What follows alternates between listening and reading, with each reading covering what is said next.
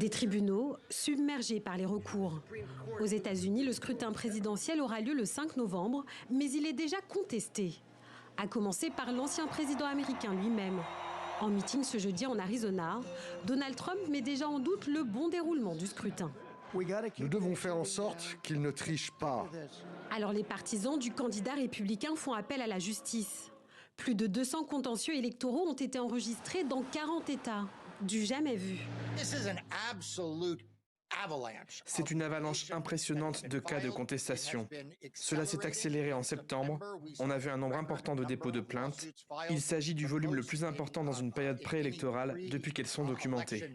Géorgie, Pennsylvanie et Caroline du Nord, ces États clés ont reçu le plus grand nombre de recours.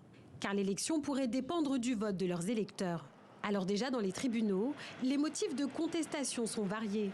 Cela va de l'admissibilité des bulletins envoyés par correspondance à la conformité des machines à voter ou encore à la certification des résultats par les agents électoraux.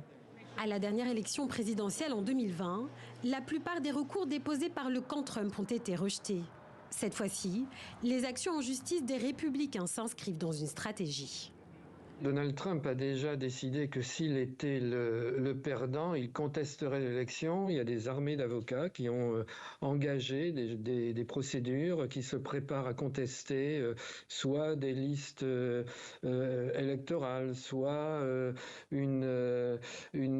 bulletin de vote ou une boîte de dépôt qui n'est pas conforme. Enfin bref, il va y avoir donc une pluie de contestations qui en tout cas dans l'objectif des républicains est de bloquer un certain nombre de votes. En cas de comptage serré, le 47e président des États-Unis ne sera pas connu avant plusieurs jours. Les résultats doivent être entérinés à la mi-décembre par le vote du collège électoral.